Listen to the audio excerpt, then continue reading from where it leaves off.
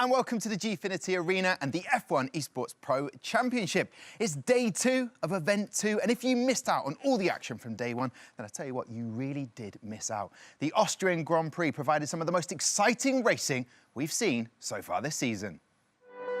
We are about to get going. It is time for the 4th race of the F1 Esports year. Haas, best start to a season ever. Let's get down to business. Here we go. It's time to push. It's time to show us what you've really got. Austria is such a difficult track to get right. It is an absolute skirmish out front. Oh, that's brave. Send one to the inside. How about that? Who comes into the pits? Big opportunity now, look at this. That's for the race lead. To the inside, it's going to change again. It's the race of the season. It's unfolding in front of your eyes. Eddie Rasmussen retakes the lead. Thomas Ronhar's not prepared to give this one up. Thomas Ronhar across the line to become a winner in F1 Esports. Now, I couldn't possibly do the show all by myself. I mean, I'd give it a try, but instead, the team have made sure I've got not one, but 2 guests joining me on the desk tonight, and they are Maxine MXM and Hayden Gullis.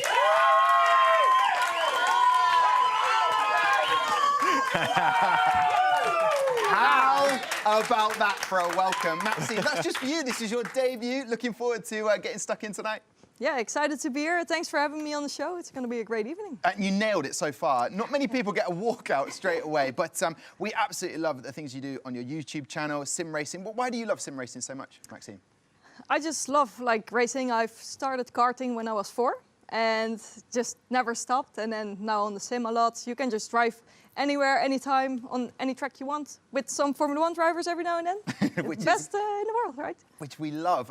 Who's impressed you most so far this season? You've been watching, I know. Yeah, this season Thomas Ronhaar has really like showed off like all the great qualifying results, got his first win in his rookie season. Like, it's perfect. Yeah, it is perfect. Hang on though, you need to be objective tonight. We can't just have you on as a guest and a panelist and just look towards the Dutch drivers. I will ask you now though, quickly, Max Verstappen winning his second world title. What does that mean to you?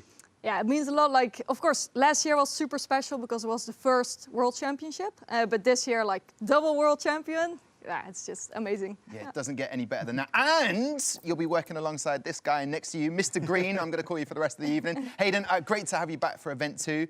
It's been such a good season so far, and we're not even halfway through. Mr. Green, probably one of the best nicknames you've given me so far. But yeah, great event. Event 1 was brilliant, and then we go to Austria last time, yesterday. Brilliant racing. And hopefully, around Spa, track where you can have good overtakes, we have more of the same. I know that we do it. It's the sort of British way in the media. We sort of hype someone up. Thomas Ronhaar, he's the one that everyone's talking about. Has he impressed you? Oh, yeah. Rookie coming in, you know, his consistency in qualifying. Apart from today, he'd only ever qualified first and second. So to have your worst qualifying performance of the season so far and be 4th, that is a great achievement. Yeah, we've absolutely jinxed him now, I'm sure. Listen, can't wait to get stuck into it. Before we do that, let's confirm the results from Spielberg yesterday.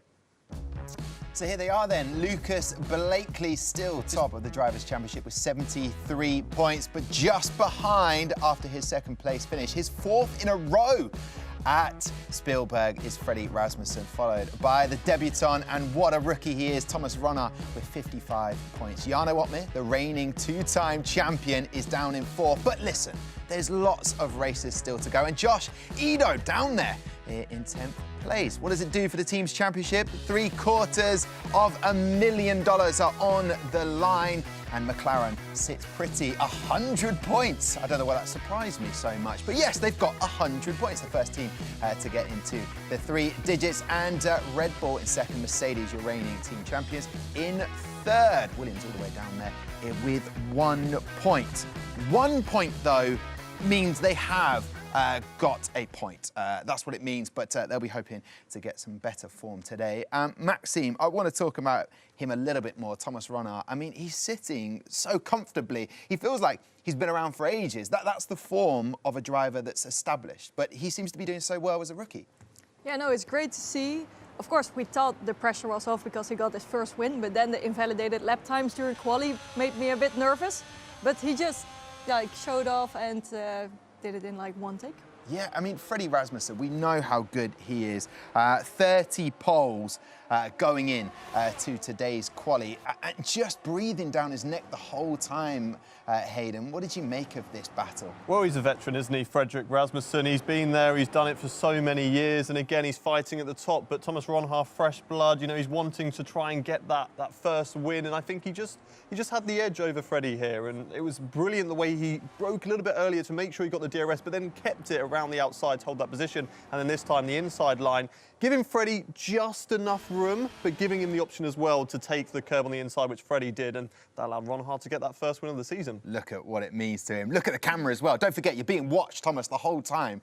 Those celebrations, we love to see it. There was no way Thomas was giving him a bit of more track, was it? This could be his maiden win, and he wasn't going to let Freddie back in easily. What did you make of that sort of battle, Maxime? It's racing hard but fair, and you also see it with like Max and Leclerc. It was a bit of the same situation, the same thing happened, but it all ended up well, and Ronhaar got the win at the end, so yeah, good for him. Yeah, good for him. I Good like for him. that. Yeah.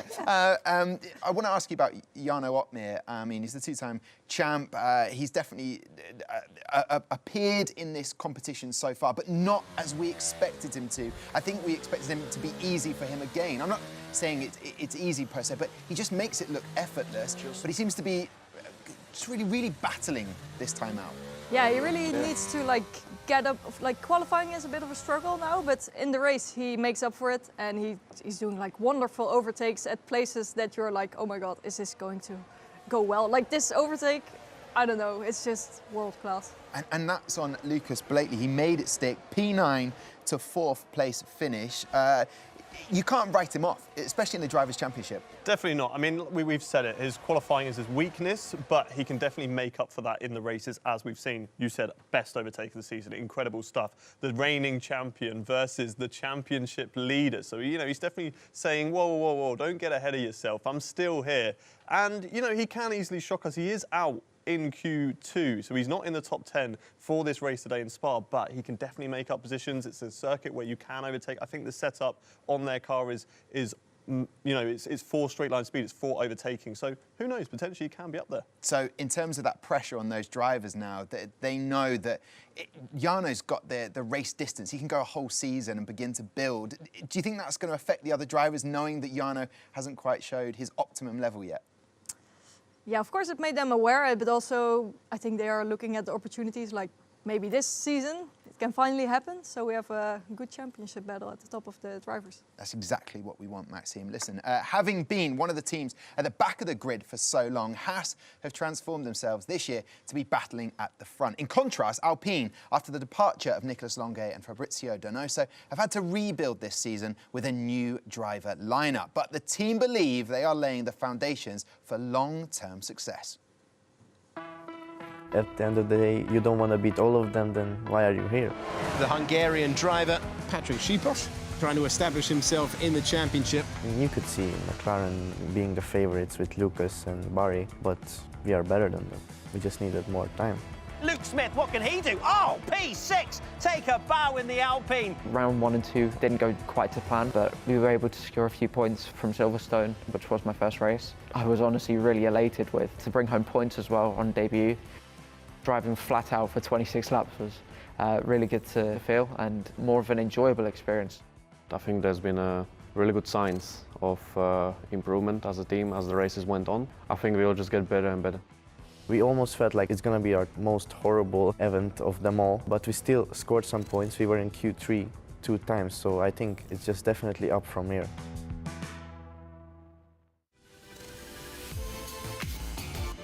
Bootcamp week is a lot of hard work, a lot of preparation, physical and mental preparation, which is, I think, needed after tough events.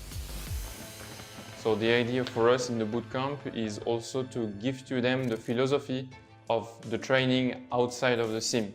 Whether it be like physical training, neurovisual training, all those tools that at the end of the day will make them better when they are competing in the sim. Quite a refreshing feeling, to say the least, compared to the previous 2 years, which were all from home and we couldn't really travel at all. It's nice to be back to this. We came here for the first boot camp back in May. It was honestly quite overwhelming at the time, but it's become a lot more of kind of like a second home. It has great people, obviously, with my teammates Philip and Patrick. I'm very glad to have those two because they were able to kind of show me around a bit. I definitely feel like the daddy of the team. I mean, Luke is my little son.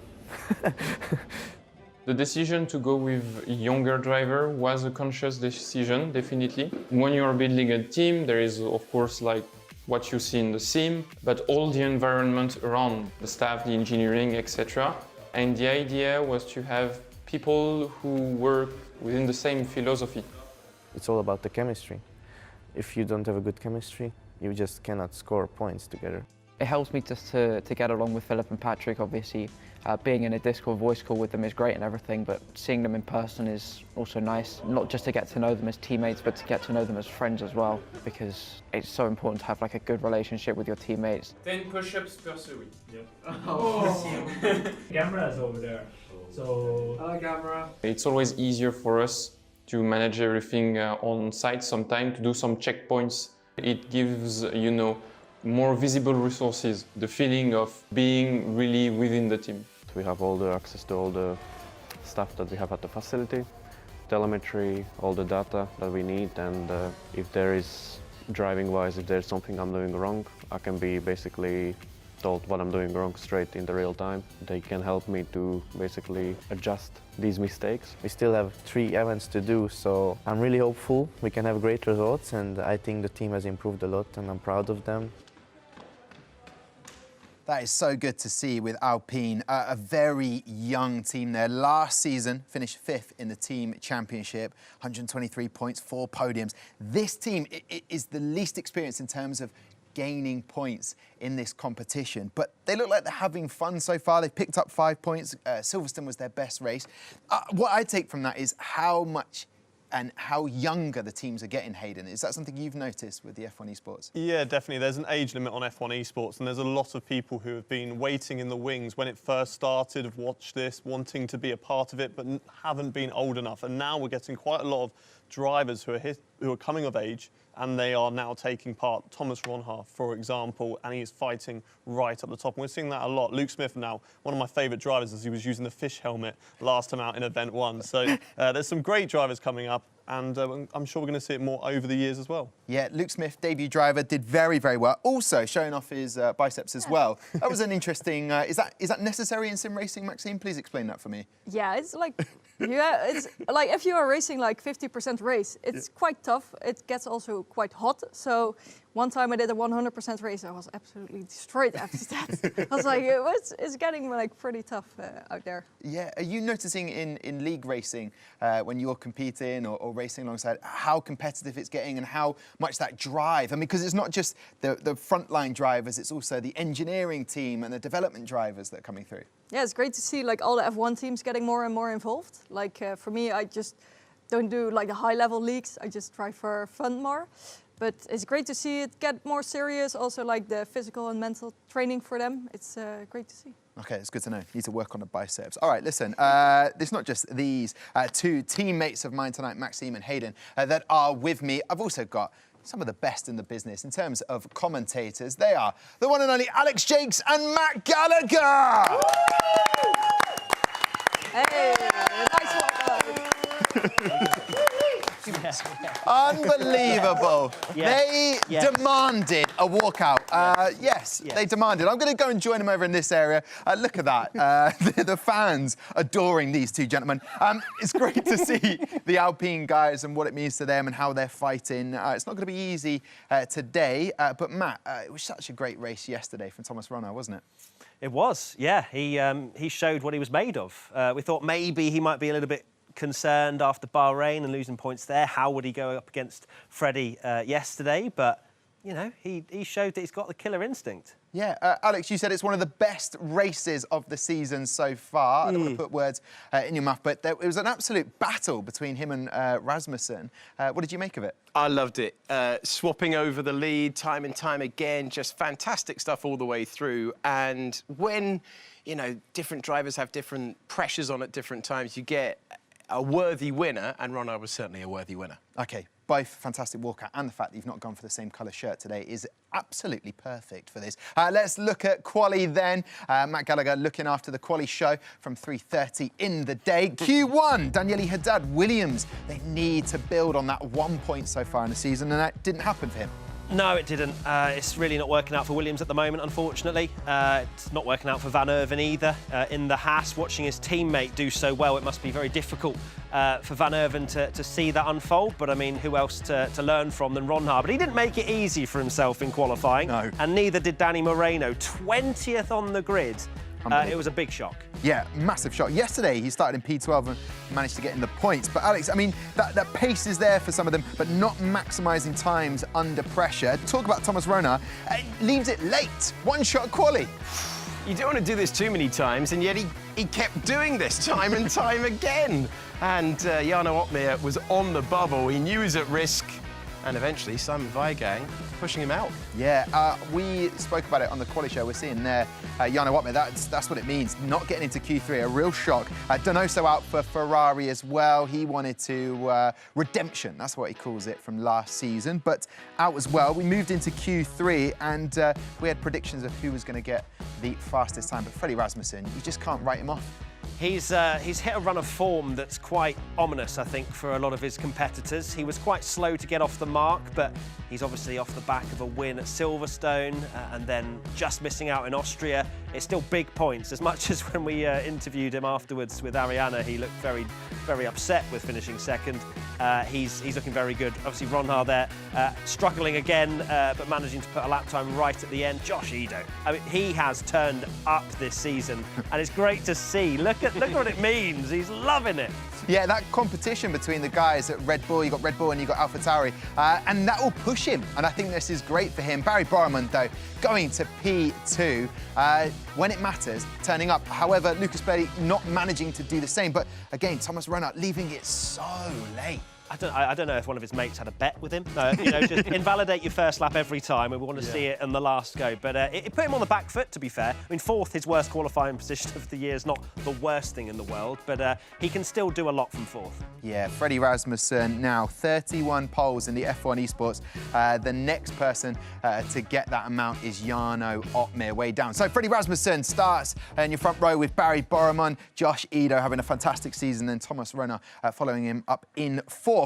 In terms of these guys, Sebastian Job doing a brilliant. Don't do it. I know, it was so close. Every time. Every time. He does a fantastic job, does Sebastian. Is that okay? Can I say that? That works. That works, sort of. You're allowed. You're the wordsmith, Alex. You'll be back tomorrow. Thank you. Jarno Otmir down in 11th. What does he need to do then to get back into those points? Another masterclass. I don't think Otmir wants to really keep leaving it up to a masterclass to score some great points. Obviously, 9th to 4th yesterday was a great drive, but just putting yourself in that situation, it's a lot of danger. He had Brendan Lee driving to his rear end around Imola. These are the kind of dangers you have when you're starting in the middle of the pack. Yeah, and it must be frustrating for Mercedes. They want to regain that team championship, but it's not looking good when Danny Moreno is all the way down in 20th. Jarno Otmir did this a couple of times last year, and then through brilliant racecraft was able to bail himself out. The problem is, if you keep giving yourself a lot of hurdles to clear, eventually someone's going to beat you to the win. And I think he's doing a similar thing again. So, yeah, pressure on Mercedes. Yeah, we did see them earlier on. Alpine have got 5 points so far. Williams only 1 point. Could they maybe add to these points today, Matt? Do you see, is it likely for them? Not likely. I don't want to say completely and utterly not possible, but we just know how important qualifying is. That's why a lot of people tune into the quali show. But it's really difficult for drivers to make up from 18th, 19th, 20th because these guys are aliens. They don't make mistakes. Of course, yesterday was changeable conditions. That's what they're going to wish for. Spa, it can rain quite easily there, so maybe something that throws a bit of chaos in is what they need. I plugged the quali show. He's doing it again. Yeah. Anyway, listen, we'll take a little rest right now. When we come back, we'll have all of the action coming your way from Spa. Frankie Sean.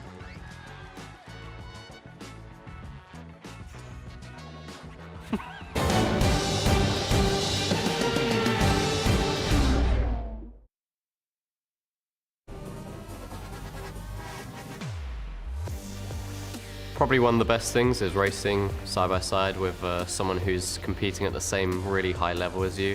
It's one of the most exciting parts of a race.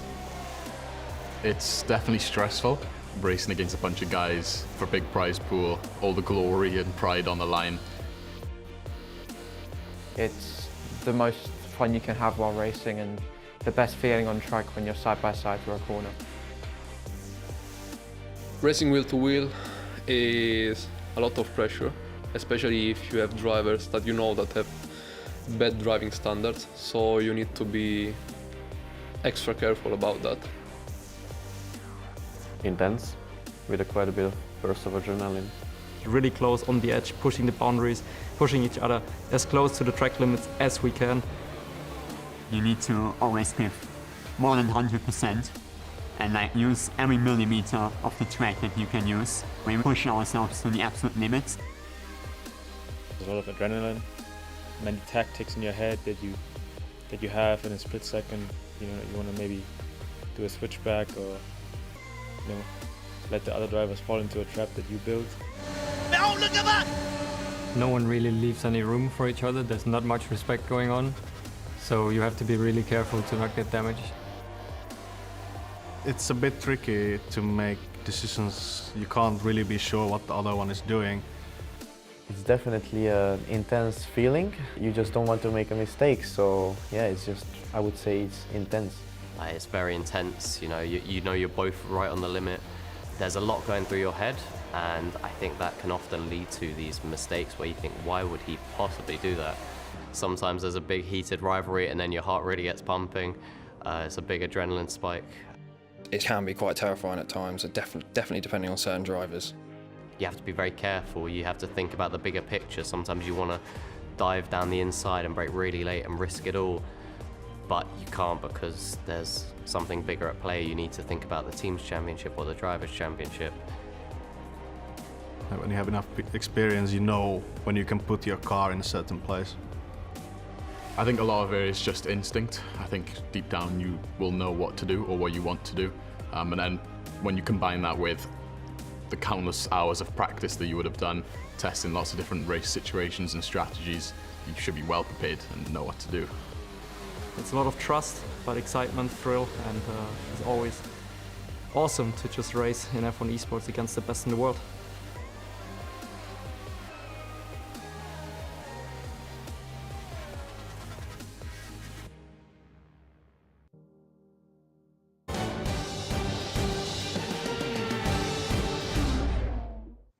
Welcome back to the F1 Esports Pro Championship. Yes, we have a very athletic, steady cam guy called Mike who's running around, getting all the steps in. I'm joined by Hayden and Maxime. We're about to go racing at Spa very shortly.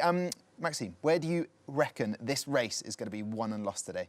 Because I know Spa is one of your favourite tracks. It is one of my favourite tracks, but I think turn 1 and like Eau Rouge over Radiant is going to be pretty special in the beginning.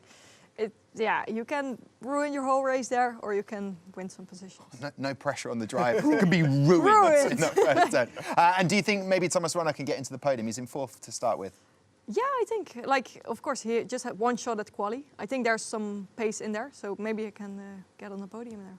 Yeah, it's all about whether you make those mistakes. How do you see this one going then, Hayden? I see this going down right to the end, and I think we should look out for a little bit of DRS chicken at the first corner on the last lap, because there's a long run into Lecom, and that is where I think the race is going to be won. OK, all right. Well, guys, I can't wait to watch this race with you. I'm sure you cannot wait either. It's nearly time to go and join our commentators, Matt Gallagher and Alex Jakes. But first, let's get excited for the Belgian Grand Prix. This is the Belgian Grand Prix, some of the most famous tarmac in Formula One history. And it's lights out and away we go. And it's the bravest of the brave that go into 44 laps at Spa. Goes over the top. It's the Belgian Grand Prix for Lewis Hamilton. Max Verstappen takes victory. Simply lovely.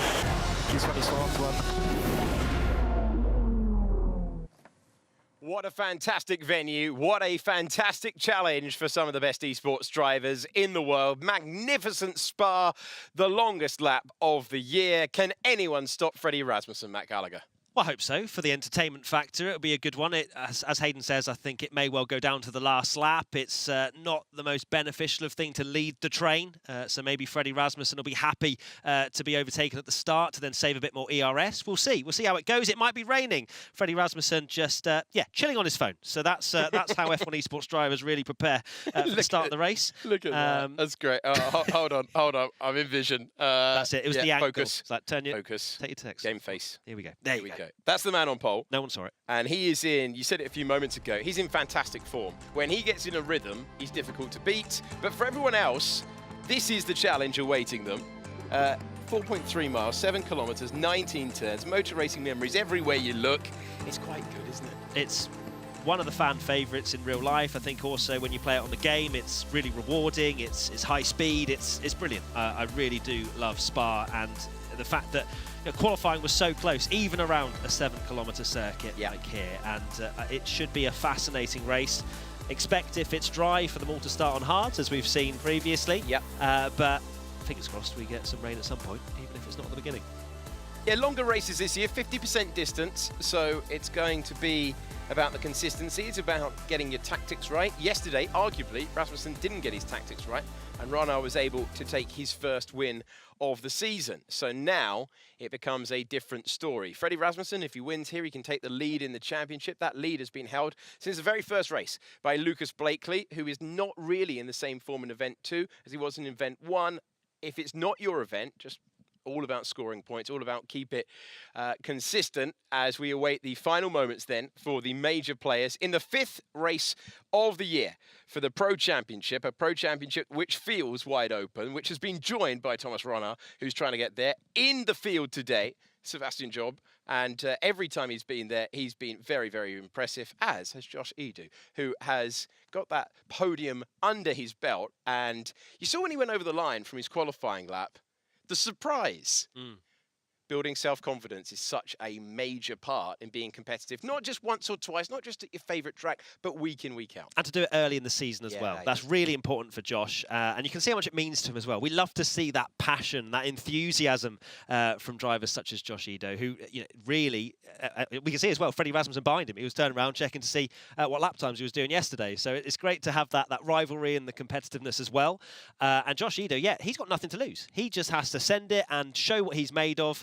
The interview we had yesterday with him as well, you could see that he properly meant business. Yeah. And he can do a lot from that high up on the grid. And I'm really looking forward to seeing if he can secure his first win after the heartbreak last year at Imola. One thing I'm really intrigued about is how Jarno Opmeer plays the opening lap here, because it is one of those where you're playing risk versus reward.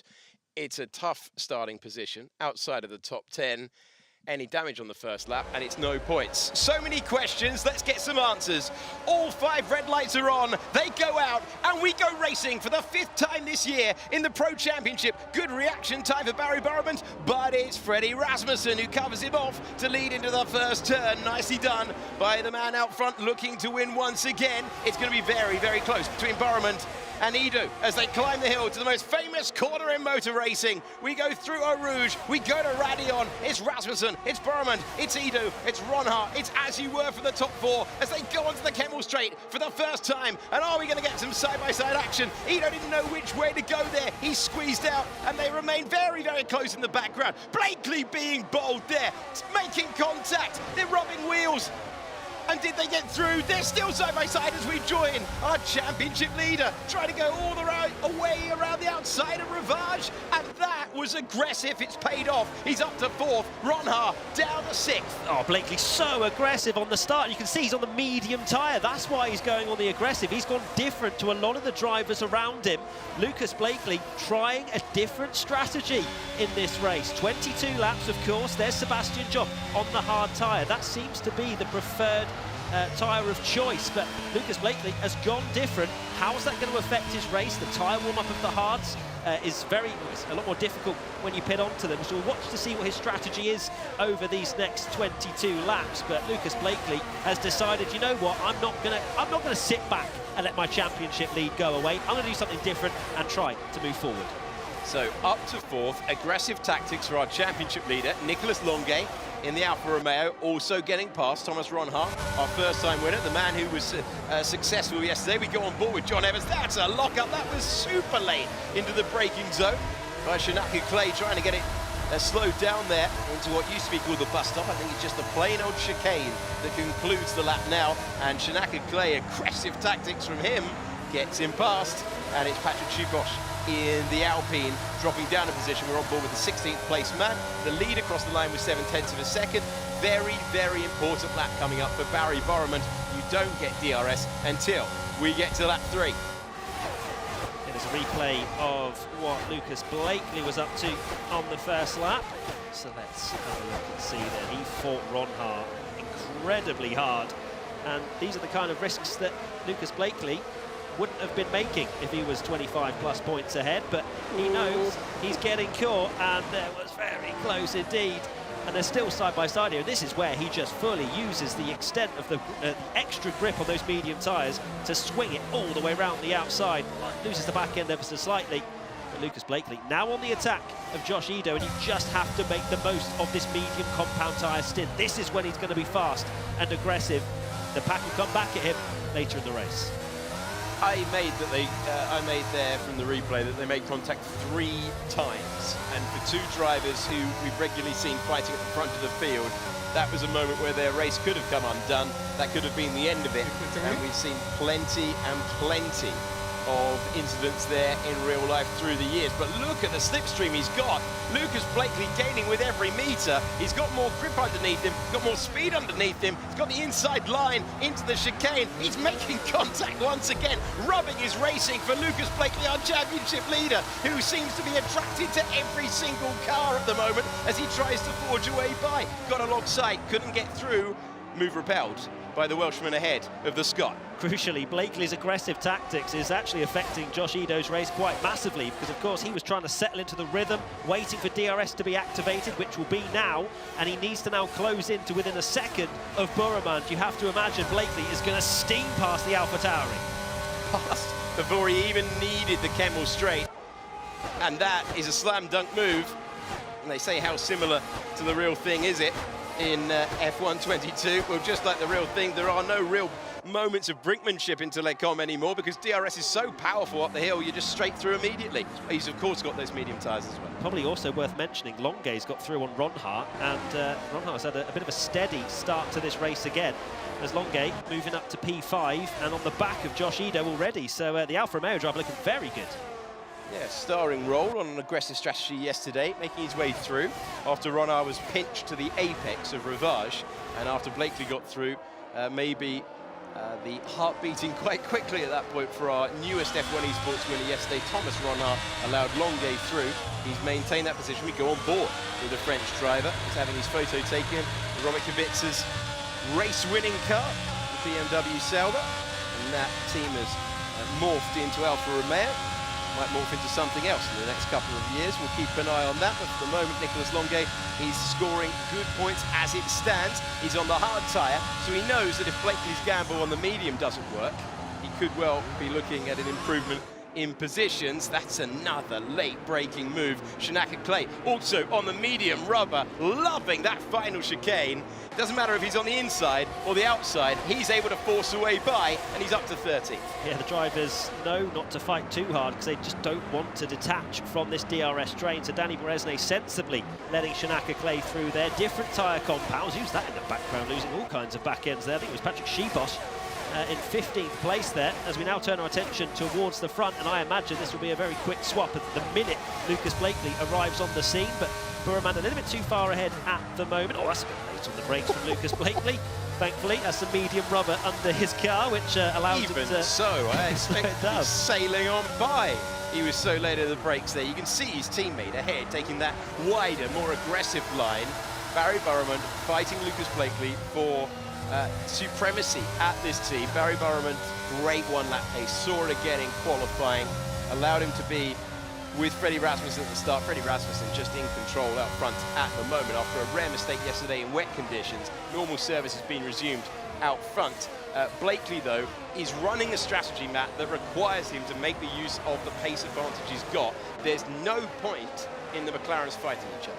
I also like what they've done because McLaren Shadow have clearly recognised that Burremand was near the front. They needed Blakely to get there somehow. And we've seen the Red Bulls work together so well before, even if one of the drivers is on ailing tyres. For example, Freddie Rasmussen in Imola, he went for an aggressive undercut and then was still able to be near the front with the help of his teammate. Here's Blakely behind Burremand. I'd imagine the swap will come down the next straight, perhaps even into turn one if Blakely's going to start pushing his teammate around. He's going to be on the team radio. Will he have a look up the inside? Not yet. They're not going to swap it just yet. But we also very quickly looked at Otmir, still in 11th. Our reigning champion, our two-time champion, finding himself in 11th, couldn't take advantage at the start. Sometimes we get frenetic opening laps here, moments like you saw between Blakely and Ronhart. Well, he needs to go for something dramatic in terms of an undercut or an overcut or something completely different to the rest of the field, because at the moment he's paying a heavy price for that Q2 exit. Certainly is. So the swap has happened for the two McLaren Shadow drivers. What does Blakely do now, as we just see Danny Beresne and Patrick Sheeposh fighting? But with this, these two fighting, they've now lost DRS to the car ahead of Shanaka Clay. Lucas Blakely now still looking the quicker car on those medium tyres. Do you really want to lead the train? Can you extend a gap of over a second to a driver such as Freddie Rasmussen, who's on form? I'm not so sure. I think Blakely will just be looking to strike. And well, he's going to have track position, he's going to be able to mix it with the front runners, but can he stay with them when he's on the less preferential rubber? This is interesting as well, across the board, for the entire, as Patrick Shivnosh gets a 3-second time penalty for multiple warnings. This is interesting for the entirety of the season. Lucas Blakely up 5 places. In all the dry races that we've seen this year, they've always started, if you're in a good position, on the hard tyres. If Lucas Blakely can make this strategy work today, we could get greater variation, we could therefore have far more to talk about than waiting for the first pit stop, which is sometimes what this 50% margin has given us when they all elect to go for the hard tyres first. Why do you want the hard tyres first? Because you don't want the pain of warming them up and getting them up to temperature, getting them up to the temperature window, whilst everyone else has got that lovely set of mediums bolted to the car. That is the equation they're working with. Lucas Blakely has fought his way through, the championship leader, up against his main rival, ducking into the slipstream. One thing to try this strategy, it's another thing to make it work, and he's got the race lead. Freddie Rasmussen not interested in fighting, and Lucas Blakely climbs another position to take P1. He's doing all the hard work now. He's made the strategy work at the moment. He's going to have to show us an incredible outlap if he's going to make use of this advantage. The next question for him, as he's gone up 6 places, can he build a lead of over a second? Yeah, I wouldn't get too excited if you're a Lucas Blakely fan at the moment. I think he will be trying to push on to extend over a second to really take this race into his own hands, and it looks that way from the intervals as well. It's already up to 6.5 tenths to Freddie Rasmussen. But remember, Barry Burman last year around Monza went for a different strategy. He, I think, was starting on the softs and came through on everybody and took the lead, and we're thinking, wow, what a drive, and he didn't end up winning the race, or nowhere near. So it might well look very good for Lucas Blakely right now, but we have to see how the next 16 laps play out. Okay, we have so many wonderful people on this show today. Let's check in with another one of them, our guest for this evening. Maxime, what have you made of racing so far on lap 6 of 22? Yeah, it's great. Like, Lucas has gained a lot of positions, but of course he's on the medium tire, so it's going to be interesting to see the crossover and stuff and see if he can really get the advantage of this tire now, and if he can keep the other cars behind on the hard tire when they are on the medium. So interesting stuff. And Hayden, any thoughts from your side of the desk on lap 7 now, as Blakely continues to lead Rasmussen?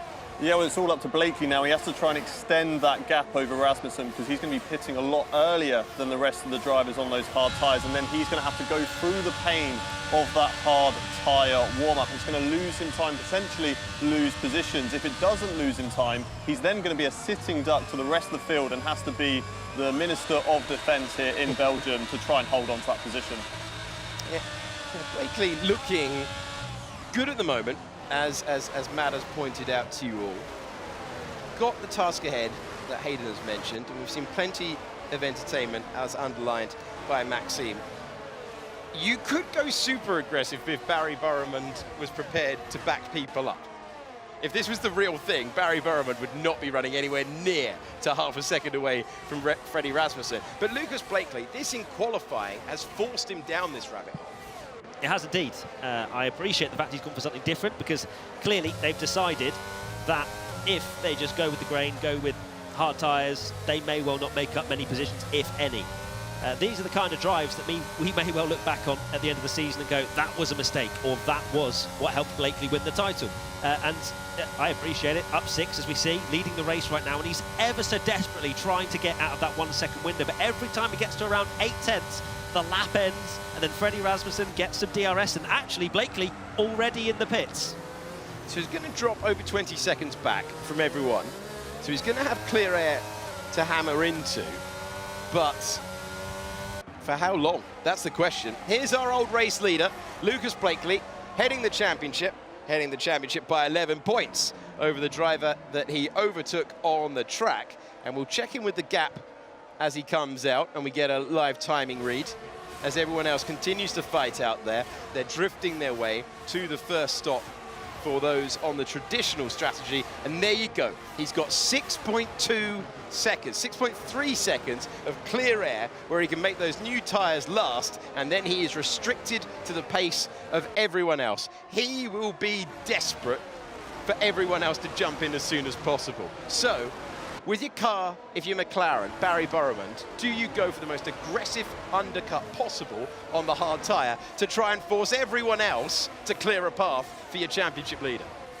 It's a fascinating topic, really, Alex, because Lucas Blakeley is that anomaly in this pack. I think the one thing, I think a lot of the teams are just going to focus on their own strategy. I don't think they'll get baited into anything that McLaren Shadow do. I think for Lucas Blakeley, it's a problem because he's the only driver not running in the DRS train. He's not going to get the benefit of DRS. He's going to have to be lapping much quicker than Freddie Rasmussen, who's the only other driver who doesn't have the benefit of DRS. So Lucas Blakeley already starting to close in on Presneda if you have a look at those intervals. So he will most likely have the lead once all of these drivers ahead of him pit, but he'll then have 19 drivers, or actually 17 drivers, because 2 others on mediums, hunting him down on those fresher yellow-walled rubber. So it's all against Lucas Blakeley right now. If he manages to pull this off, it will be a masterful drive. It's going to go up on the shelf along with Jarno Opmeer's drive in China last year if he pulls this off. But one for him to look at. So others pitting. You can see there Shanaka Clay, Shiposh, and Kiefer as well into the pits. Meanwhile, out front on the same tyre on the Kemmel Straight, one McLaren's already gone past Freddie Rasmussen today. There's the other one, Barry Burman chasing his maiden victory. We had a first-time winner yesterday. Could we have a first-time winner today? The man from Iran is through and he's up to P1. So what does he do now? Does he try and control the pace? Does he try and slow the train down? I don't know how you do that around Spa, but you can certainly try. It's a fascinating role that Barry Burman's going to play here because he's very much in the hunt for the victory.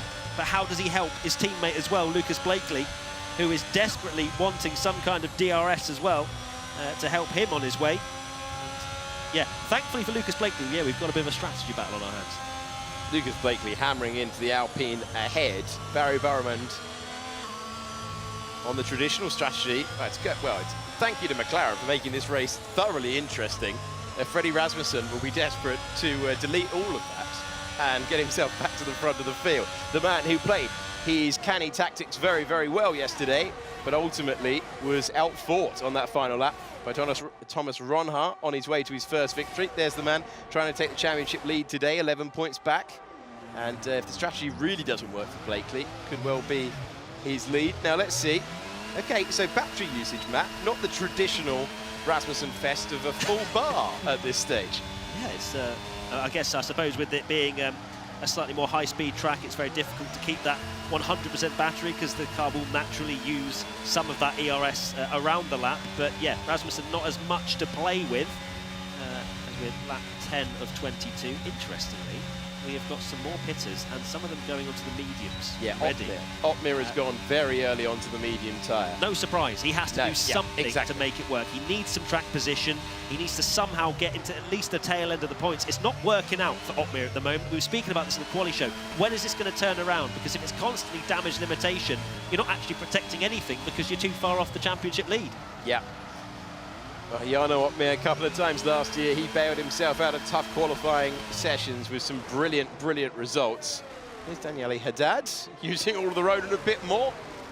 Coming out of Malmedy corner, and after that, he's making his way through and down the hill, the corner with no name, heading to Blanchimont now, with Matthias Van Erven in the Haas with that 3-second penalty. So he knows he's ahead of him on track.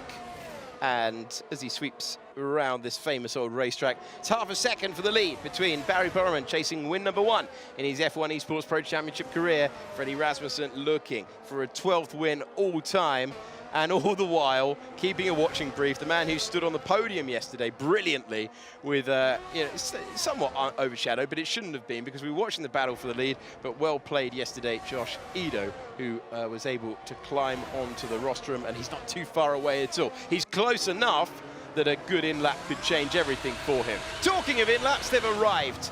Barry Burman, our race leader, in, along with Josh Ido, along with Nicolas Longuet as well. They've come into the pits. They have indeed, and it's going to be really fascinating to see now. Freddie Rasmussen carries on, so does Thomas Ronhaar. All of these drivers, if they get up to speed pretty quickly on these mediums, Freddie Rasmussen may well find himself a little bit further down in the train than he may have well wanted. Okay, now let's hear from the man who's taken this gamble on the strategy, Lucas Blakely on the team radio. Nah, man, everyone stayed out. Oh, you're joking me right now. Well, that was might be a couple of laps old, that. Side by side in the background, Jarno Opmeer up against Marcel Kiefer. These two, we've seen them go wheel to wheel many, many times, but look at where they are on track. It's just for P12. It is for P12, but if you have a look, Opmeer's playing himself into contention with that early pit stop, because only a couple of spots ahead is Josh Edo, and he was running in 3rd place. So Opmeer, with that one lap extra on the mediums, has allowed for him to potentially put himself into a points-paying position. Here's Sebastian Job right behind Barry Buremund, and I think it's going to be shaken up here, Alex. It's fascinating. Really enjoying this one. Brilliant, brilliant. Event 2. Event 1, lots of battling at Bahrain, lots of pressure on Blakely's shoulders in Imola, and then a superb, superb 3rd race from Freddie Rasmussen. A demonstration run, really, of all of his talent at Silverstone yesterday. Wet to dry today. Strategy all over the place. Narrative all over the place. And Sebastian Job, he's been super, super consistent. Every time they put him in the car, he's performed this year. Certainly has. Freddie Rasmussen and Thomas Ronhaar in the pits, as well as Donoso as well. So the final pit stops are happening, but Danny Beresne stays out. We love to see that as P1. There he is. There's the man. Danny Beresne ahead of Danny Moreno, now in 2nd place, having started plumb last. But this is so important. Freddie Rasmussen was leaving Thomas Ronhaar behind. He was extending that gap, so it was decent, but look at where he comes out, behind both McLarens and Sebastian Job. Sebastian Job finds himself ahead again, and remember, his tyres. Freddie Rasmussen's tyres will not be up to temperature, so he's going to play himself in as he goes through Radillon Corner onto the Kemmel Straight, and he's got a lot of work to do. He's going to have fresher tyres, but he's going to have to make the moves on track to win this one. Barry Buremund. Yeah, Barry Buremund. Getting through past Lucas Blakely, and that might explain the Scott's frustration on the radio, because through goes his teammate. It's still the McLarens with the net race lead here, but it's now Buremund ahead of Blakely. This has to be a McLaren masterclass now. Barry Buremund, ideally for Lucas Blakely, does not just clear off down the road, otherwise Blakely's just going to be a sitting duck. Thomas Ronhaar has been passed by Opmeer and Longuet, so Ronhaar down to 11th at the moment. It's not working out for him, but it's good. McLaren just need to learn from what Red Bull have done in the past. Yep. Use the energy wisely. Don't allow for Blakely to just be swallowed up by the rest of the drivers behind, because that's what's going to happen if Buremund clears off. Right now, it's 8 tenths already. Buremund is probably looking like he's trying to drive away. Surely he's going to be told on the radio, back it off and help your teammate. Because if he goes any further, he is going to be leaving Blakely behind. He will argue, listen, let me win this race. Let me get my first win here. And that is going to be his request. This is finally poised, man. It is indeed. I think we've got a replay of Longuet. May have come off the track. Let's have a look. Oh, that's very close. Oh, that's so easy to do. He's lucky and that is how Opmeer was able to get through. And it used to be gravel down there. He'll be very, very relieved it isn't anymore. Longuet putting the pressure on. Jarno Opmeer going super aggressive to get track position, taking the pain of running those medium tyres. Danny Beresne, Danny Moreno, and Daniele Haddad make it an all-Dan podium at the moment as it stands. But they're yet to make their stops on 12-lap old tyres. And then it's a McLaren 1-2. Barry Buremund, he got it up to 9 tenths. We wondered whether it was every man for himself. And now he plays the team game. If you are a fan of DRS trains, I bring good news. Here they are. We've spoken so much, especially in the quali show, about the importance of having your teammate there to support you, and that is exactly what Barry Buremund is doing at the moment for Lucas Blakely. It's going to be so crucial that Barry Buremund provides DRS and optimal ERS usage for Blakely.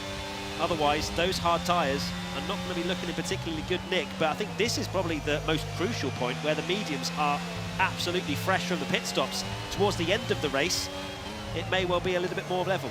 Okay, it's Barry Buremund with the net race lead. He's trying to keep his teammate in the race. Let's hear from his teammate, Lucas Blakely, once again on Team Radio. Yeah, Rasmussen, no bad with Job when you can. Job when you can. Barry, this is good. Keep it like this, thank you. They know what to do. They definitely know what they're doing, and you could hear the thanks. I like the way that drivers sometimes turn pundits mid-race whilst they're showing us all of their skill. And our championship leader teeing up as we have Danny Beresnay in the pits along with Daniele Haddad, still Danny Moreno. Last the first challenge completed. There he is. All right, he's going to make his pit stop, but he's still gone from 20th on the grid to the lead, 6.4 seconds before he makes his mandatory stop. But Lucas Blakely needs this battle to go on and on and on and on. The problem is, as he was speaking to his teammate who's not too far away from him, these two are in the same position at Red Bull headquarters. Will Job fight it? Can Job fight it? The answer's no. As they go to Lecombe, it's Freddie Rasmussen who makes a clean, tidy pass, really efficiently, better than I could pronounce the word efficiently, never mind. But he's now right on the back of Lucas Blakely, and that is the Scots' worst nightmares come true, because he's got older tyres, he's on the harder compound, he was able to jump him earlier on. The positions could easily be about to be reversed, and the team tactics from McLaren, well, they were crucial before, they're absolutely vital now. Certainly are. Rasmussen took turn 1 beautifully, used the extra grip on those medium tyres to slingshot his Red Bull out of turn 1, got a great run on Sebastian Job, who didn't really fight it in the braking zone, it has to be said. And Freddie Rasmussen up to what will be a net P3 when Danny Moreno finally comes into the pits. Thomas Ronhart, it's not working out for him at the moment after a victory yesterday. He's getting stuck in the pack, but he's right behind Nicolas Longuet now, who's already made a mistake that we saw a couple of laps ago. Will Ronhart try one to the inside into the final chicane? Oh, he thought better of it. Well, Longuet's looked instead. Super deep in there, so many corners, he's really pushing the limit of his Alpha ahead, and Danny Moreno finally comes into the pits and makes his mandatory stop, dropping down there. So Jarno Opmeer, having started in 11th, finds himself in 6th, but he went very early to get that track position. Freddie Rasmussen is 3.5 tenths of a second away from Lucas Blakely. Feels like a pivotal moment in the championship. We're on lap 15 of 22, longest lap of the year though, so it feels like we're quite close to the end. Anything but time-wise. And Barry Burrament in a phenomenal position to take a 4th podium, but for the first time on the top step, and we might have back-to-back maiden winners in F1 Esports. However, if Freddie Rasmussen can clear Lucas Blakely, it's game on. I was going to say, I think Freddie Rasmussen might have something to say about that particular line of commentary, Alex, but he's looking very quick. He might well have to pass Blakely in an unorthodox position because those McLaren Shadow cars are working beautifully together to allow for Lucas to catch back up in areas that are optimum for him.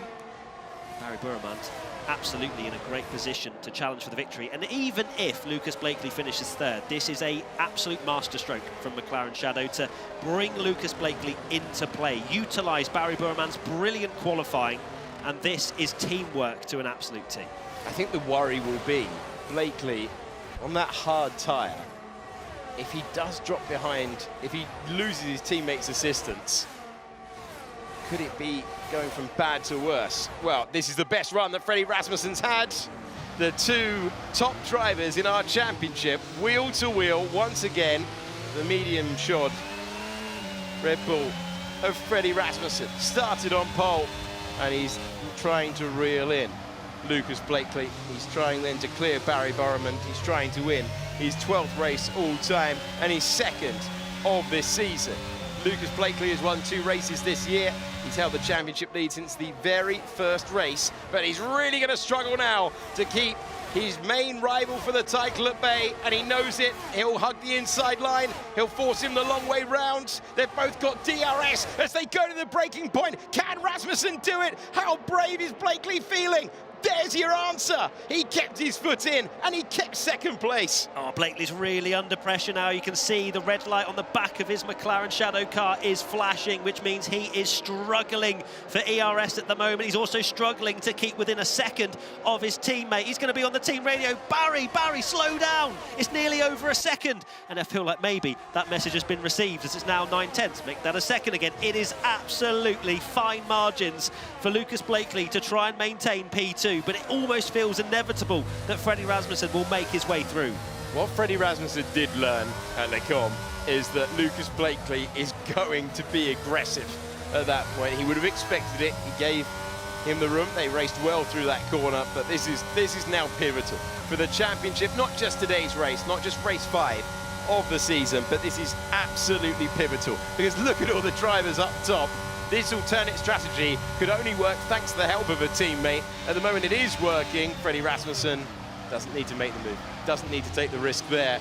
Barry Burman surely feathering out the throttle, coming out of Pouhon corner just to drop back a little bit there, to stay within 9/10, to stay within a second the window. McLaren Shadow having an amazing day as it stands, but Freddie Rasmussen trying to pick both off, trying to roar through to victory once again.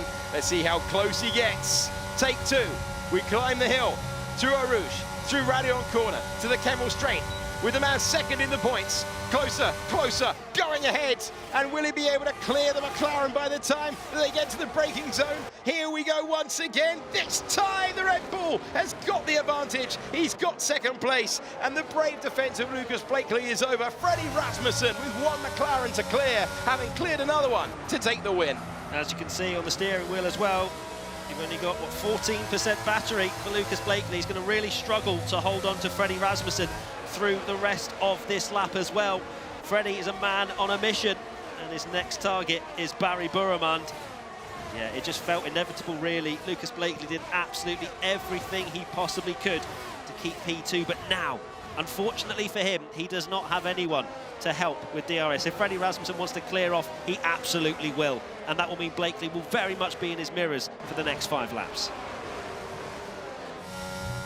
So lap 17 of 22, Barry Burman, 1 lap longer. Just scratching his beard, I love that. Just, oh, I'm leading the race. Leading the race, heading to my first win, heading to my 4th podium. A man who's taken 2 pole positions before in F1 Esports, hasn't been able to convert them. Drifting to the apex there, managing to hold the lead for so long. For so long, he played the team game. He gave Lucas Blakely a chance. And if it doesn't work out for him today, he will point to the team that he played the game for McLaren, because he could have disappeared. He could have been 4 seconds down the road if he'd needed to be. But in the end, it didn't work out that way. So Rasmussen, half a second away. Straight fight out front. And now it's a case of the 2 AlphaTauri side by side. Josh Edu trying to improve, trying to go past his teammate, and he does so. Sebastian Job down to 5th, up to 4th, now with a real chance at a podium finish. Josh Edu looking for back-to-back podium finishes. He's having an excellent event too. An excellent season. Josh Edo's done an amazing job right now, and you have to say Lucas Blakely will be a sitting duck over these next 4 laps, especially if he falls out of DRS range of Freddie Rasmussen. Marcel Kiefer not in the points in that Red Bull. What is happening to Marcel Kiefer at the moment? He's on the medium tyres, different strategy, but it's just not been working out for him at the moment. Yeah, just put that into context, if this is your first season watching F1 Esports. Marcel Kiefer, German driver, 3-time winner, 15 times on the podium, and not leaving Spa-Francorchamps with a point as it stands. Needs a few drivers to get stuck into each other when it's this late in the race. Now, the AlphaTauri is battling, useful to Lucas Blakely, who is still not with much of a margin at all. And look at the difference there, 10-lap-old hard tyres up against the 7-lap-old mediums. As further back, Nicholas Longay. Oh, close to contact into the side of Jarno Opmeer, and then he gets the same treatment from Thomas Ronard. This has been really, really aggressive today at various points. Ronard, who was passed by Nicholas Longay on the opening lap of the race, forces his way by, and his next target is Jarno Opmeer. Yeah, Longay was trying to defend from Ronhart and then pretty much crashed into the side of Opmeer. Opmeer definitely felt that. You could see him sideways, but all of a sudden, Longay now all over the back of Ronhart again. And here's Josh Edo on Blakely. Looking for back-to-back podiums. And when he gets the DRS, that's the move that takes him back there again in the form of his life. And now looking at another 3rd place, a superb move there for Josh Edu, who is on for 2 3rd places in a row, and who knows what he can do. Can he go on the attack? If Rasmussen's trying to pass Barramont, Barramont's going to fight for all he's worth to take his maiden win. He might have a chance if there's drama ahead. He certainly will. He's not out of this by any stretch of the imagination. Neither is this man, Freddie Rasmussen, still looking very comfortable We've seen him in this position so many times. Is yesterday going to be playing on his mind slightly? Could I have done that any differently? Did Ronhaar play me a little bit? Hayden Gullis, he predicted there'd be some DRS chicken on the last lap. Will we see that? Will Barry Burman try and play that game? Freddie Rasmussen, fortunately for him, has one lap fresher medium tyres. Could that be the difference? Could that allow him to square off turn one so beautifully? We've seen it so many times this race. His line is different through there. He goes for the exit, and that allows for him to make those moves. It's going to be one to watch. So Freddie Rasmussen, half a second away, doesn't want back-to-back second-place finishes. Meanwhile, Danny Beresnay all the way around the outside of Marcel Kiefer, under braking, and Danny Beresnay signs, glimpses, green shoots of recovery maybe for the man that has been a race winner before and is trying to fight his way through to the points with some of the freshest tyres in the field. If you told Danny Beresnay last year, oh, you'll be passing Marcel Kiefer around Spa, he might be thinking, oh, maybe for a podium, yeah, maybe for a victory. It's not in the points yet, unfortunately, for Danny, but a better drive for sure. So Freddie Rasmussen, a little bit of battery. 40%, that's a solid stage, amount. That is a very solid amount to use all the way up the hill with that flat-out drag. Car's at low fuel, of course. Barry Burman does not want to get close. He will be desperate to convert today. He's had a great race, played the team game, tried to help Lucas Blakely, didn't have the tyres to stay with his teammate.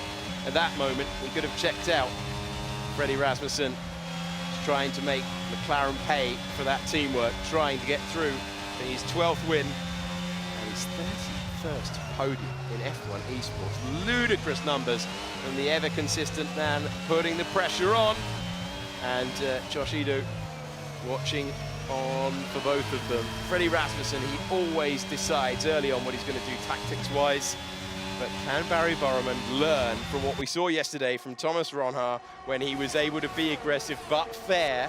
And what did Freddie Rasmussen say about those tactics? He said he played it really well. Can Barry Burman play it really well? We're about to head on to the penultimate lap of the contest. Let's also not forget, Freddie Rasmussen gets past Burman. He leads the Drivers' Championship as well. So Burman has to try and protect his teammates' current championship lead. But Freddie Rasmussen is just ever so slowly creeping up to the back of this McLaren Shadow car. And just like I said with Lucas Blakely, it feels inevitable, but it felt inevitable, to be fair, yesterday. And Ronhaar managed to hold on. What is Burman willing to risk? Has Freddie learned maybe what the stewards allow in wheel-to-wheel combat a bit more? It's going to be fascinating to watch. Will he go early? Will he go now? He's waiting. He's waiting. For lap 22 of 22, tucked in there, 0.2 of a second away, heaping the pressure on. I think the risk for him is that he ends up on that outside line, turning in. Here's the corner that we're talking about, next one on, and they're all making their way through there. Shuposh in 16th, Schnacke Clay 17th, Daniele Haddad down in 18th position. Penalties are plenty down there at the back of the field. Plenty of talent down there at the back of the field.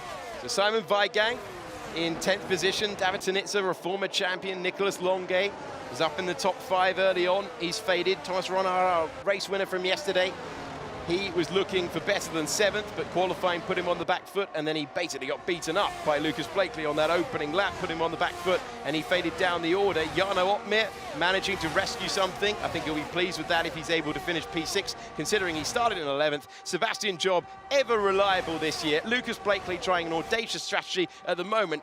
Really good damage limitation, you'd have to say. Phenomenal driving for the Welsh Dragon in P3. Josh Ido looking for back-to-back podiums, but it's the battle for the lead on the 22nd and final lap, which is going to define whether Freddie Rasmussen takes the lead in the Drivers' Championship or whether it's Barry Burman's day for the first time in F1 Esports. No DRS chicken then. Barry Burman has committed to it right now. Freddie Rasmussen will be looking for the slingshot through Eau Rouge and up and over Radion. This will be his best opportunity. Will Freddie go for the move?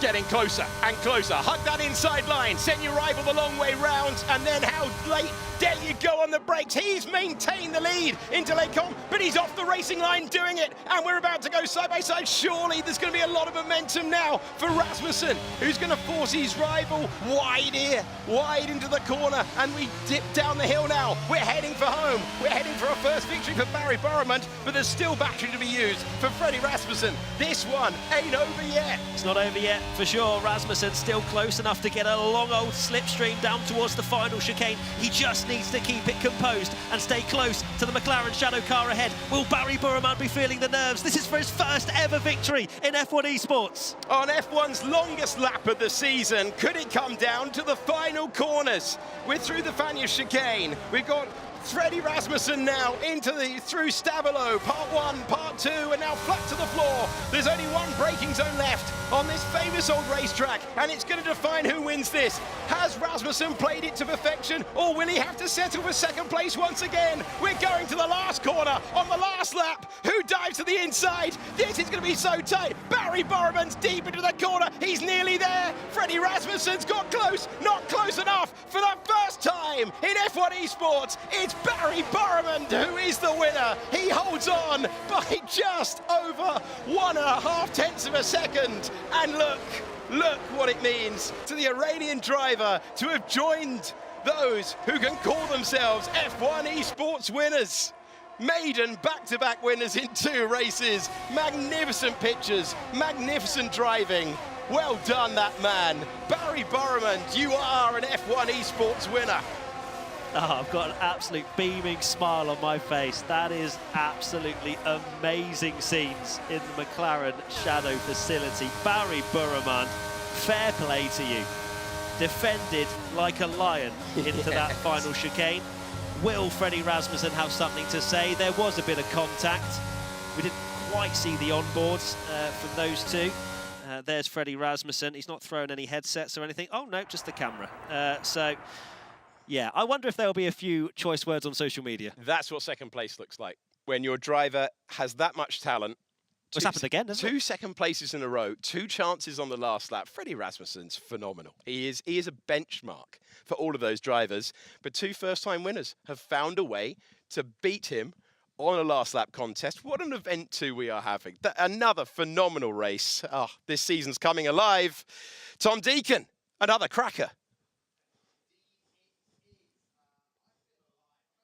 I'd have thought there, but to see Barry Borremand and what it meant to him to celebrate with the team, we keep saying it. If you've never watched the F1 Esports before, so much time, energy, effort, blood, sweat and tears goes into it. And it just looked like that was the best moment of his career so far. Yeah, I think it's been a long time coming for Barry Borremand, and it just goes to show how much passion, how much dedication has been put into this series and previous series as well for him to finally be on the top step of the podium.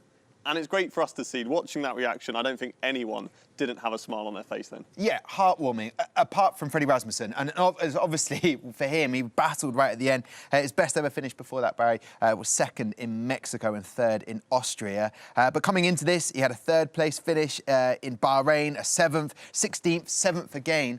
Now to be back on the podium. Maxime, what did you make of that win for Barry? Yeah, it's really amazing to see. Of course, like the overcut didn't really work for Freddie and Thomas, so they lost a bit of positions. Freddie came back, but he couldn't take the win. So congrats to Barry for doing it. It's amazing. Yeah, a massive congratulations to Barry from everyone here at the moment. This isn't the end of the show. We're going to take a break, but then we'll have all of the analysis coming your way from Spa-Francorchamps.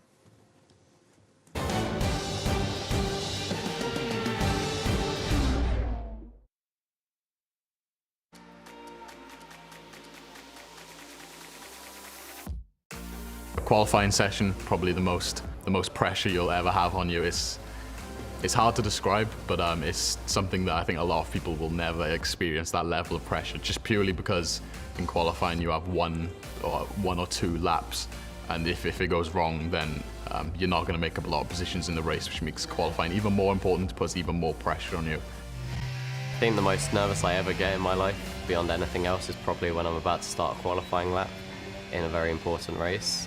You lose complete control of your body in some ways where your arms and legs are shaking completely, and you have to take a deep breath, recompose yourself, and then that's when the good drivers are separated from the great drivers. There's so much pressure, it's unbelievable. Like, to get that lap together, you have to get every corner perfect. All the practice over months and months and months on the exact same track, in the exact same conditions, is coming down to that 1 minute 30-ish seconds, and you know you have to hit every apex and you have to hit every traction zone.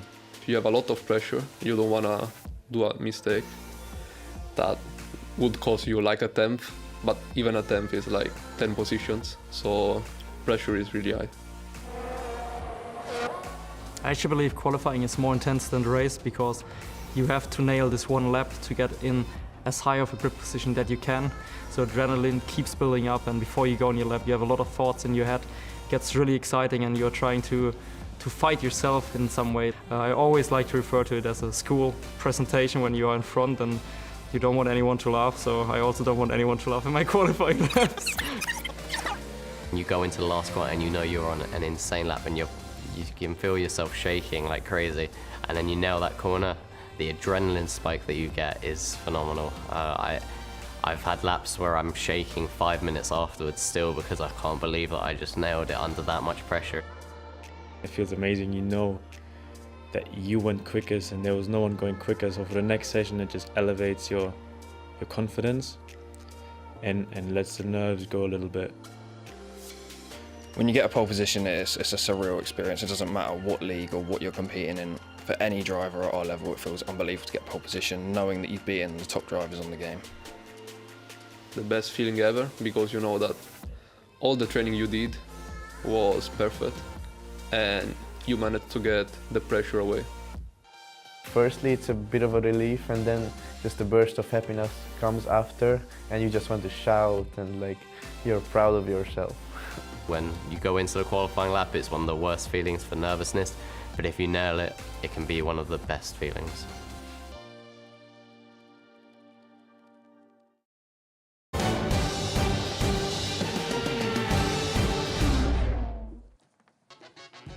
Welcome back to the F1 Pro Championship, where we have just seen Barry Borman. That's right, Barry from McLaren Shadow win his maiden victory in the F1 Championship. Let's go! Let's go! Oh, yes, let's go! I'm the F1 Esports winner! And he just won I did it! around Spa-Francorchamps, and you saw what it meant to him there. He is the F1 Esports winner. We started the day with 10 different drivers winning a Grand Prix here, but now we turn to 11. It's just incredible, and it just goes to show, Maxime, how close this championship is this season. Yeah, it's very close. Like, even with qualifying, you already see the gaps are just so small. And now also with the race, everybody is just, so close to each other. One mistake and it's done, but they all don't make mistakes. So it's just nice to see, and the battles are great. And lovely stuff. If you were Freddie Rasmussen right now, you were on pole. That's 3 in a row. He had pole at Silverstone, he won that race. He had pole in Spielberg yesterday and pole today at Spa, and just seemed to be undertaken by some up-and-coming drivers who have just got that speed. Yeah, it must be a bit frustrating for him. Of course, he's second, so it's nice, but he lost the win, so that's not so nice. For the championship, it's still going well for him, but to lose 2 wins in a row, it's not so nice. But the overcut just didn't work for him. Like, he pitted 1 lap later, and then he had to do some overtakes, and that cost him the win. Yeah, I'm sure everybody at home is waiting to see those race results. We'll bring those in a second. But just that key moment of this race, and this is Barry Borman. And what are we witnessing right here, Maxime? Just Barry defending for his life for the win. It was hard defending, but they all stayed on track, and he got the win, and that's just great stuff. That's all that matters, and a maiden win in F1 Esports. It's been waiting, it's been coming. Second in Mexico, as I said before we went to the break. Third in Austria, and going into this, he had 27 points in the Drivers' Championship, a third place finish in Bahrain, 7th in Imola, 16th at Great Britain, the Silverstone, 7th in Spielberg yesterday, and then a first place finish. And there is to confirm your top 10. Simon Weigang creeping in to the points as well. Fantastic work from him. Nicholas Longo down there for Alfa Romeo. David Tanitza Ferrari getting some points on the board. But up there, looking at the top, Josh Edo. Congratulations to him. He said he didn't have the pace for pole. Another P3. What a turnaround from event 1. 10 points in total last season. And now look at him. Absolutely dominating.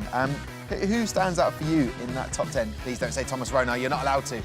No, like it's probably, he lost some positions during the race, but Jarno got from P11 to P6. So that's pretty impressive. Lucas also made the medium tire work in the beginning. Later he had to defend hard on the hard tire, but he still managed to gain some positions and get good points for McLaren. Yeah, just to confirm the DHL fastest lap time, we heard from them earlier on, Alpine. It goes to Philipp Preschneider. Top work from him. We did hear about how they are sort of setting themselves up for the future. That is the Alpine team, a very young team. And look, it's the DHL fastest lap time. There's some pace there. Can they turn that into race points throughout the season? We will wait and see. Right, Maxime and myself have enjoyed the action so far. Someone who left the desk, didn't even ask permission, can't believe this, is going to bring us the Aramco driver of the day. Hayden Gullis, what says you? Hello. Well, the Aramco driver of the day is the main thing that everybody wants to win. And there was a lot of drivers who had the potential for it, Jarno Watmir, Lucas Blakely, but it has to go to the race winner, Barry Boremund. A great overtake on Fredrik Rasmussen early on in the race, and then using his teammate as a little bit of a buffer to hold that position. But then, of course, the fantastic defending that he had at the end of the race. And now let's watch the highlights from our star of the show today, Barry Boremund, down at the first corner, defending from Josh Edo at the start, and then of course trying to hunt down Fredrik Rasmussen later on. This was the overtake on lap 9, which got him that key position. He also pitted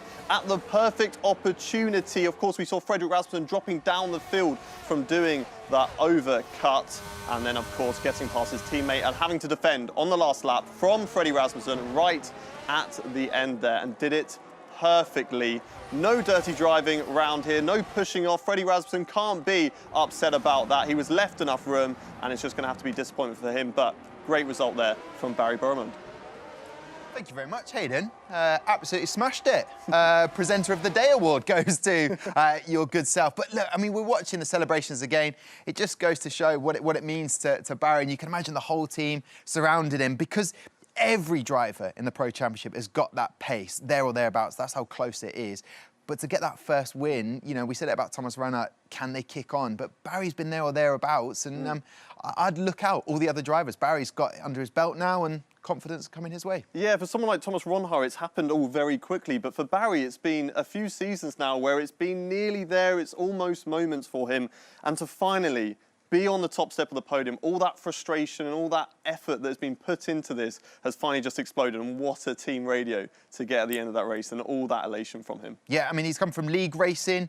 Then there was a period where we had a bit of a lockdown situation, and for the Pro Exhibition, he really stepped up, and we thought, who's this pacey driver? Well, fast forward to now, he is your maiden winner. There he is, Barry Boremund. Congratulations on your maiden win. First of all, yeah, hello to all of you guys. Hope you guys doing well. Yeah, it means a lot to me after a lot of like bad luck, a lot of like disappointing, annoying things happen at the start of the season. I really think I deserve this one. Yes, you did indeed, Barry. And obviously, we've been massive fans of you, watching you from the Pro Exhibition to this moment. McLaren Shadow taking you under their wing. You've got a whole facility there. You're working along like Lucas at the moment. What's the secret to your success, and yours in particular, Barry, this season? To be honest, I'm super happy, and here, like when McLaren Shadow told us that we're gonna race from empty, it's actually crazy. Like we enjoying it every morning. We practicing together. We seeing each other, and yeah. And to be honest, it's a big pleasure working with someone like Lucas. He's such a lovely guy, such a nice teammate, and all of the team members in McLaren like Wilson, Jona, Antoine, George, everyone in the team. Barry, finally a race win for yourself. Can you use this as momentum to go on for the championship, as we're not even at the halfway stage yet? To be honest, you know, like every driver, that is the target for man. That is my target as well.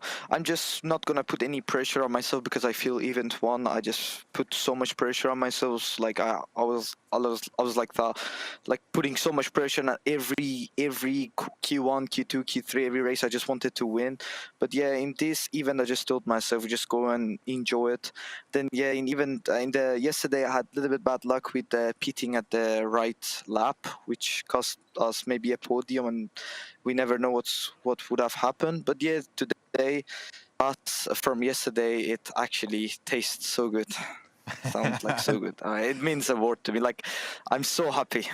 Yes, I can see that, Barry, and we're very happy for you, as all of the drivers. I mean, you become the 11th different F1 Esports Pro Championship driver to win a Grand Prix. Listen, Barry, we'll let you celebrate, get out of your rig, go in and enjoy yourself, and we will catch you tomorrow in the battle at Zandvoort.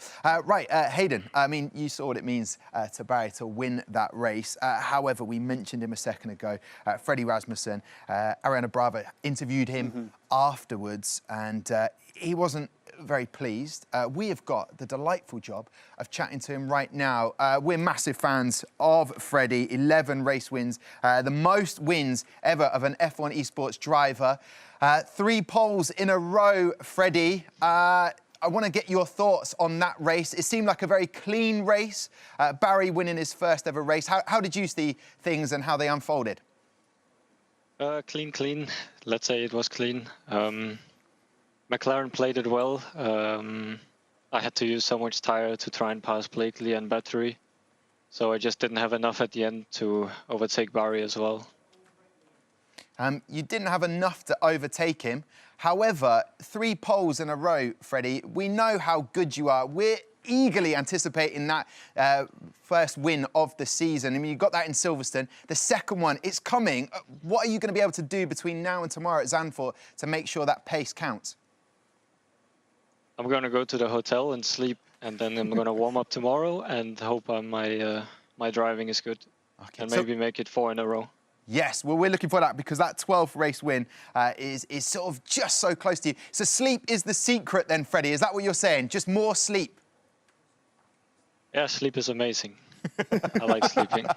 I love it, Freddie. I have to ask, because of the setup there at Red Bull, you've got Josh Edo right behind you, watching you like a hawk. Do you notice how much in quali and during the races he looks over to see what you're doing?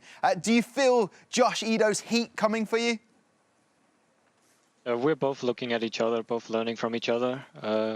He was very fast in Austria. I learned a lot from him there. Maybe he learned something from me on Spa, so it's a good thing. Well, listen, it is always a pleasure to chat to you, Freddie. Best of luck for tomorrow. Get that sleep, and we'll see you back here for Zandvoort tomorrow. Take care. Thank you. You too. There you go.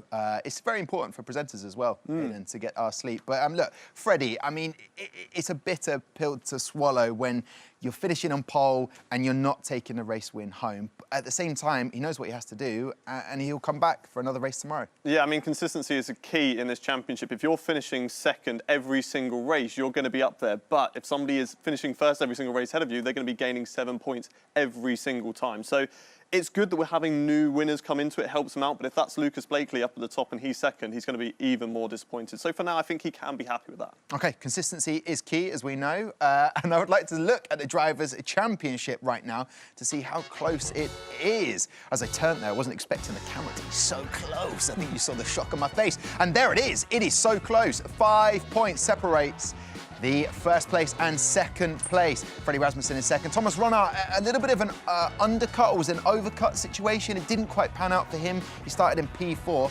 However, still there or thereabouts in third. Barry Borman, what it does for him, he started the day on 27 points. Add another 25, he takes him up to 52. And Jarno Opmeer with it all to do if he wants to win the first time ever in F1 Esports Pro Championship. 3 back-to-back titles. Happened for Brendan Lee He got 2 in a row, and then it was Jarno Opmis. So 137 points. This is where all of the dollar, can I say that? I think I can. All of the dollar is lined up. $750,000 is on the line for this. McLaren in first place, Red Bull in second, Mercedes in third. I've currently been joined by the full team. What a roster that we have. What a five-a-side squad this is.